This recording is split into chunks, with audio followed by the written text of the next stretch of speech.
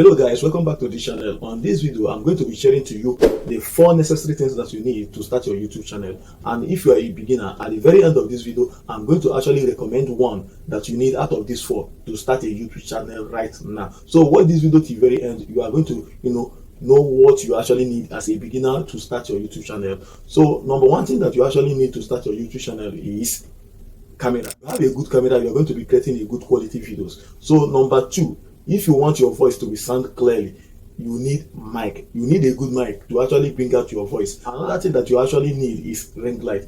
Number 4, you actually need laptop or your smartphone to actually edit your videos. So the question is, do I need these 4 things to actually start my YouTube channel? The answer is no. If you actually have a good camera on your phone, you can film yourself.